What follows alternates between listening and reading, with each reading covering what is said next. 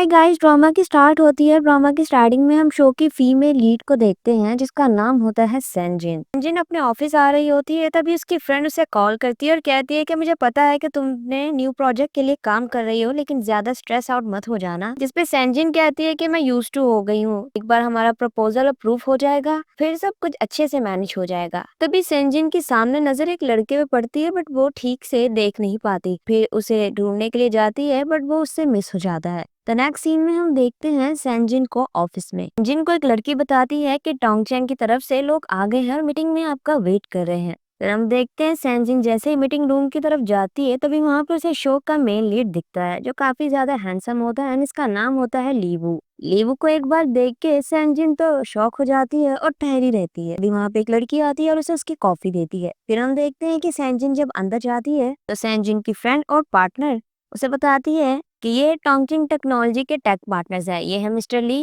Tech industry का new rising star. अभी बताती है कि ये हमारी क्रिएटिव डायरेक्टर है सेंजिन और मेरी पार्टनर भी है। सेंजिन वहाँ पे ली की तरफ हाथ बढ़ाते हुए कहती है कि मेरा नाम सेंजिन है। तभी ली उसे हाथ मिलाते हुए कहता है कि मेरा नाम लीबू है। दोनों ही एक दूसरे को जानते हैं, लेकिन एक दूसरे को ऐसे देख के एक्ट कर रहे थे जैसे कि फर्स्ट टाइम मिलते हैं। अभी वहाँ पे सेंजिन अपनी प्रेजेंटेशन देना स्टार्ट कर देती है, जहाँ पे उनके प्रोजेक्ट का थीम होता है बॉन्ड, जो कि अर्थ और ह्यूमैनिटी को डिस्क्राइब करता है। ली सेंजिन की तरफ ही देख रहा होता है और यहाँ पे हमें कुछ फ्लैशबैक्स भी दिखाए जाते हैं जब ली ने फर्स्ट टाइम सेंजिन को देखा था। ली का ध्यान सेंजिन के प्रपोजल पे कम और उस पे ज्यादा होता है। फिर हम देखते हैं कि ली अपनी वॉच पे टाइम देखने लग जाता है, जो वॉच उसे सेंजिन ने ही गिफ्ट की थी। सेंजिन अपना प्रपोजल बता देती है और कहती है कि थैंक यू एवरीवन। तभी ली पेन उठाते हुए कहता है कि मुझे एक सवाल पूछना है। उसके पेन को देख के सेंजिन को याद आता है कि ये पेन उसी ने उसे गिफ्ट किया था और ये अब तक ली के पास है। ये पूछता है कि तुमने बताया कि तुम्हारे प्रपोजल का थीम बॉन्ड है, तो तुम ह्यूमंस के बॉन्ड को किस तरह से डिस्क्राइब कर सकती हो? मेरा मतलब है जो तुमने भी प्रपोजल में इमेजेस यूज की ये इनफ नहीं होंगी। जिसपे बताती है कि इसके लिए हमारे पास और भी ज्यादा प्लान है, तो हम अच्छे से डिस्क्राइब कर सकते हैं।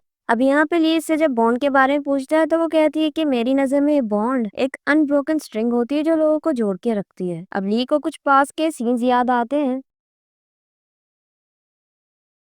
द नेक्स्ट सीन में हम देखते हैं सेंजिन को वॉशरूम में, जहाँ पे वो ली के बारे में सोच रही थी और हमें यहाँ पे एक फ्लैशबैक दिखाया जाता है जहाँ पे हम देखते हैं ली को पहली बार सेंजिन ने देखा था। ली अपने ग्रैंडफादर के साथ रहता था। तभी सेंजिन उससे मिलने के लिए जाती है। ग्रैंडफादर बताता है ये मिस सेंजिन है और ये मिस्टर वू है, ये तुम्हारी स्टडी के साथ तुम्हारी हेल्प करने के लिए आए हैं। असल में सेंजिन के डैड लीबू की पढ़ाई को स्पॉन्सर करना चाहते थे, जिसके लिए वो दोनों यहाँ पे आए थे। फिर हम देखते हैं कि सेंजिन जब लिफ्ट में जाने लगती है तभी वहाँ पे लीबू भी आ जाता है। वो वहाँ पे चुप खड़ी रहती है और कुछ भी नहीं बोलती। जैसे ही सेंजिन जाने लगती है तो ली उसके सामने खड़ा हो जाता है और कहता है क्या तुम सच में बॉन्ड की मीनिंग को अंडरस्टैंड करती हो कि आखिर बॉन्ड होता क्या है? लव को, हेट को, और अगर नहीं समझती तो इस बात को इग्नोर भी कर सकती हो। अब सेंजिन जाने लगती है तो ली कहता है कि इतने सालों में तुमने मुझसे एक बार भी कांटेक्ट नहीं किया। सेंजिन उसकी बात तो सुनती है बट रिप्लाई नहीं करती और वहां से चली जाती है। अब यहाँ पे हम ली को देखते हैं जिसे कि थोड़ा सा बुरा लगता है और हार्ट ब्रोकन सा फील करता है। द नेक्स्ट सीन में हम देखते हैं रात का सीन, जहाँ पे ये लोग अपनी कोलैबोरेशन को सेलिब्रेट करने के लिए डिनर के लिए आए हुए होते हैं। अब यहाँ पे हम ली के फ्रेंड को भी देखते हैं जिसका नाम होता है चैंग। यहाँ पे ये लोग बिल्कुल ऐसे ही रिएक्ट कर रहे थे कि जैसे एक दूसरे को जानते नहीं। फिर हम देखते हैं कि डिनर के बाद सब लोग जाने लगते हैं। तभी जिनसे उसकी पार्टनर कहती है कि तुम कैसे जाओगी? वो कहती है कि कैब बुक करवा लूंगी। तभी वो कहती है कि तुम्हें डॉक्टर डू को बुला लेना चाहिए था, तुम जानती तो ऐसी अपॉर्चुनिटीज के लिए वो कितना ज्यादा वेट करता है। अब दूर से ही ये बात ली भी सुनता है और उसे अच्छा नहीं लगता। ली का फ्रेंड आता है और वो भी जल्दी से कार में बैठ के वहां से चला जाता है। अब कार में चैंग उसे कहता है कि तुमने ऐसा डेलिबरेटली क्यों एक्ट किया कि जैसे तुम उसे जानते नहीं हो? तुम्हारी वजह से पता है मुझे कितना ऑकवर्ड फील हुआ। वो कहता है कि मैंने नहीं किया। वो कहता है कि तुमने किया फिर भी डिनाई कर रहे हो। तभी चैंग को मैसेज आता है, वो उसे बताता है कि लगता है हमें जिन ने वर्क ग्रुप में शामिल किया है। वो देखता है और उसे मैसेज मिल जाता है। फिर हम देखते हैं कि यहाँ पे ली सेंजिन की प्रोफाइल को अपने प्रोफाइल से नहीं देखता, बल्कि चैंग का फोन बोरो करता है और सेंजिन की फोटो देखने लग जाता है। अब यहाँ पे वो एक फोटो देखता है जिसमें सेंजिन एक जगह पे होती है और उसके साथ एक लड़का था। तभी चैंग कहता है क्या ये इसका बॉयफ्रेंड है? ली गुस्से से चैंग की तरफ देखता है, वो मुंह बंद कर लेता है और वो उसे फोन उसका वापस कर देता है। अब यहाँ पे हमें कुछ सालों पहले का फ्लैशबैक दिखाया जाता है, जहाँ पे हम देखते हैं कि सेंजिन अपने घर पे बैठ के मूवी देख रही थी। तभी उसे ली कॉल करता है और बताता है कि मैं ली बात कर रहा हूँ। पहले तो सेंजन उसे पहचानती नहीं, तभी वो अपना इंट्रोडक्शन देता है तो फिर उसे याद आ जाता है। कहती है कि तुमने मुझे कॉल क्यों किया है? वो कहता है कि मैं वही लड़का हूँ जिसको आपके फादर ने स्पॉन्सर किया था, लेकिन मैं अपनी स्टडी को कंटिन्यू रखना चाहता हूँ। क्या आप मेरी हेल्प कर सकती हो? वो कहती है कि तुमने वो से बात क्यों नहीं की, लेकिन जहाँ तक मुझे याद है तुम्हारी ट्यूशन तो हमने टाइम पे सेंड की थी तुम्हारे ग्रैंडफादर के अकाउंट में। वो बताता है कि मेरे ग्रैंडफादर की डेथ हो गई है 1 साल पहले। वो कहती है सॉरी। वो कहता है कि अब मैं अपनी आंटी के साथ रह रहा हूँ। लास्ट ईयर मेरे अंकल ने मुझे कहा कि उन्हें फैमिली में स्ट्रगल करना पड़ रही है, तो उन्होंने मुझे भी काम पे लगा दिया और इसी वजह से मैं एग्जाम मिस कर गया और नहीं दे पाया। इस साल मैं अपनी स्टडी को कंटिन्यू करना चाहता हूँ, लेकिन वो मुझे अलाउ नहीं कर रहे।